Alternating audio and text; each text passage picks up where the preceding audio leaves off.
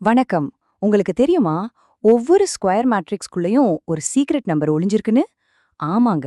ஒரே ஒரு நம்பர். ஆனா, அது அந்த மேட்ரிக்ஸோட பல ரகசியங்கள நமக்காக அவிழ்த்து விடும். வாங்க, இன்னைக்கு நாம அந்த சீக்ரெட் நம்பர் பத்தி தான் அலச போறோம். சரி, இன்னைக்கு நம்மளோட பயணம் எப்படி இருக்க போகுதுன்னு பார்க்கலாமா? முதல்ல ஒரு சின்ன மர்மத்துல ஆரம்பிச்சு, அப்புறம் டிட்டர்மினன்ட்னா என்னன்னு பார்த்து, 2x2, 3x3 கேஸ்களை எப்படி சால்வ் பண்றதுன்னு கத்துக்கிட்டு, கடைசியா அதோட நிஜமான பயன்பாடுகள் என்னென்னு தெரிஞ்சுக்க போறோம். ரெடியா? சரி, முதல்ல நாம ஒரு புதிரோட ஆரம்பிக்கலாம். இது ஏதோ சாதாரண புதிர் இல்ல. பல நூற்றாண்டுகளா கணக்குல புலியா இருந்தவங்களையே கொஞ்சம் குழப்பி பார்த்த ஒரு புதிர். இப்படிப்பட்ட சமன்பாடுகளை அல்ஜிப்ரால நம்ம அடிக்கடி பார்த்திருப்போம் இல்லையா? ஆனா இங்கதான் ஒரு சுவாரஸ்யமான கேள்வி வருது. இத சால்வ் பண்ணாமலே இதுக்கு ஒரே ஒரு யூனிக் சொல்யூஷன், அதாவது தனித்துவமான தீர்வு தான் இருக்குன்னு எப்படிங்க அடிச்சு சொல்றது? இதுதான் நம்ம இன்னைக்கு உடைக்க போற மர்மம். சரி, இதுக்கான பதில் எங்க ஒளிஞ்சிருக்கு தெரியுமா? ரொம்ப தூரம் போக வேண்டாம். அந்த சமன்பாடுகளுக்குள்ளேயே இருக்கிற நம்பர்ஸ், அதாவது கோஎஃபிஷியன்ட்ஸ்குள்ள தான் அந்த ரகசியமே இருக்கு. பாருங்க, அந்த வேரியபிள்ஸ்க்கு முன்னாடி இருக்கிற எண்களை வச்சு ஒரு சிம்பிள் கால்குலேஷன் பண்ணா போதும். a1b2 மைனஸ் a2b1 அவ்வளோதான். இந்த கணக்கீட்டோட மதிப்பு மட்டும் பூஜ்யமா வரலனா உறுதியா சொல்லலாம் இதுக்கு ஒரு தனித்துவமான தீர்வு இருக்குண்டு. நம்ம இவ்ளோ நேரமா பேசின இந்த ஸ்பெஷல் நம்பருக்கு ஒரு பேர் இருக்கு. அதுக்கு பேரு தான் டிட்டர்மினன்ட். சரி வாங்க, இந்த டிட்டர்மினன்ட்ட இன்னும் கொஞ்சம் ஆழமா புரிஞ்சுக்கலாம். அப்போ சிம்பிளா சொல்லணும்னா, ஒவ்வொரு ஸ்கொயர் மேட்ரிக்ஸ்க்கும் நாம ஒரு எண்ணை அசோசியேட் பண்ண முடியும். அந்த எண் ஒரு ரியல் நம்பரா இருக்கலாம், இல்ல காம்ப்ளெக்ஸ் நம்பரா கூட இருக்கலாம். அந்த ஸ்பெஷல் நம்பர் தான் அந்த மேட்ரிக்ஸோட டிட்டர்மினன்ட். இங்க ரெண்டு ரொம்ப முக்கியமான ரூல்ஸ் இருக்கு. இத கண்டிப்பா ஞாபகம் வச்சுக்கணும். முதல்ல இத டிட்டர்மினன்ட் ஆஃப் ஏன்னு எழுதலாம், இல்லனா ரெண்டு கோடுக்கு நடுவுல மாடுலஸ் ஆஃப் ஏன்னு எழுதலாம். ஆனா இத மாடுலஸ் ஆஃப் ஏன்னு படிச்சிடாதீங்க. இதுக்கு அர்த்தம் டிட்டர்மினன்ட் ஆஃப் ஏ. ரெண்டாவது, டிட்டர்மினன்ட்ஸை ஸ்கொயர் மேட்ரிக்ஸ்க்கு மட்டும்தான் கண்டுபிடிக்க முடியும். அதாவது 2x2, 3x3 மாதிரி இருக்கிற மேட்ரிக்ஸ்க்கு மட்டும்தான். சரி வாங்க, முதல்ல சிம்பிளான கேஸ்லேருந்து ஆரம்பிக்கலாம். ஒரு 2x2 மேட்ரிக்ஸோட டிட்டர்மினன்ட் அப்படி கண்டுபிடிக்கிறதுன்னு பார்க்கலாம். இதுதான் அடிப்படை. இந்த ஃபார்முலாவை பார்த்து பயந்துடாதீங்க. பார்க்கத்தான் ஏதோ a11, a22ன்னு இருக்கு.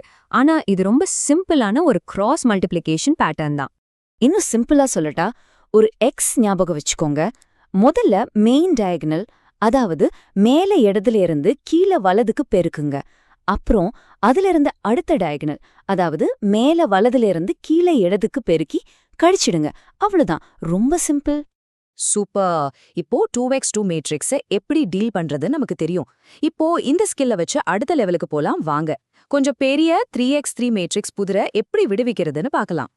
இது பார்க்க கொஞ்சம் பெருசா காம்ப்ளிகேட்டடா தெரியலாம். ஆனா இதோட சீக்ரெட் என்ன தெரியுமா?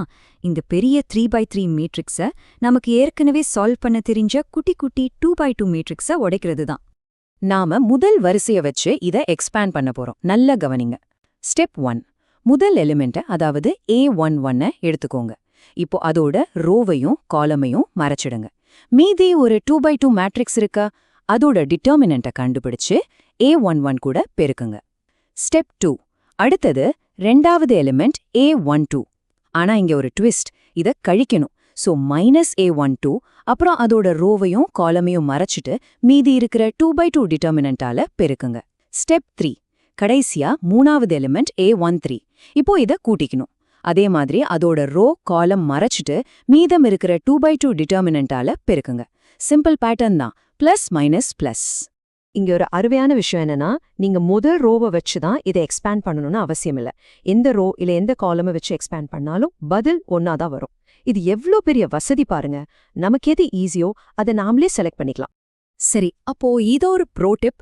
உங்க கணக்கீடுகளை ரொம்ப ஈஸியாக்க எந்த ரோ அல்லது காலம்ல அதிகமா 0 இருக்கோ அதை வச்சு எக்ஸ்பேண்ட் பண்ணுங்க. ஏன் தெரியுமா? ஏன்னா 0வால எதை மல்டிப்ளை பண்ணாலும் 0 தான். அதனால உங்க வேலை பாதிக்கு பாதி குறைஞ்சிடும். செம ஷார்ட்கட் இல்ல? ஓகே, 2x2, 3x3ன்னு டிட்டர்மினன்ட் எப்படி கண்டுபிடிக்கிறதுன்னு கத்துக்கிட்டோம். ஆனா எதுக்கு இதெல்லாம்? இந்த நம்பரை வச்சு உண்மையில என்னதான் பண்றது? வாங்க, இதோட நிஜ உலக பயன்பாடுகள் என்னன்னு பார்க்கலாம். சும்மா ஈக்குவேஷனை சால்வ் பண்றதுக்கு மட்டும் இல்லைங்க. இன்ஜினியரிங், சயின்ஸ், எக்கனாமிக்ஸ், ஏன் சோஷியல் சயின்ஸ்ல கூட டிட்டர்மினன்ட்ஸ் ஒரு முக்கியமான கருவியா இருக்கு. ஜியாமெட்ரியில கூட இதுக்கு பெரிய பங்கு இருக்கு.